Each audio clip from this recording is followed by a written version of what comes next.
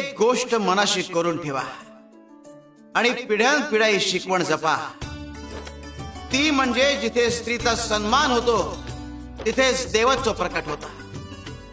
स्त्री ही सृष्टीची आधारशिला आहे, ती सहनशीलता, प्रेम आणि त्यागाचं मूर्तिमंत रूप आहे। जी संस्कृती स्त्रीला दुर्बल समजते ती स्वतःच दुर्बळ विचाराने ग्रासलेली असते।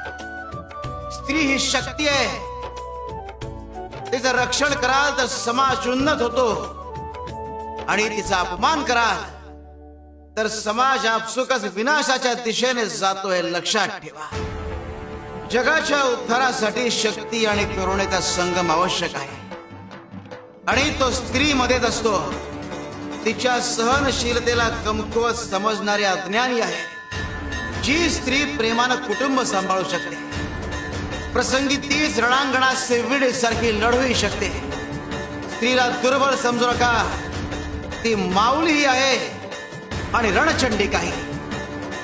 स्त्रीचा सन्मान हा संस्कारांचा भाग असायला हवा आणि तो पिढ्यानपिढ्या जपला पाहिजे। शिवार शंकर नमामि शंकर शिवशंकर शंभो, हे गिरिजापती भवानी शंकर शिवशंकर शंभो।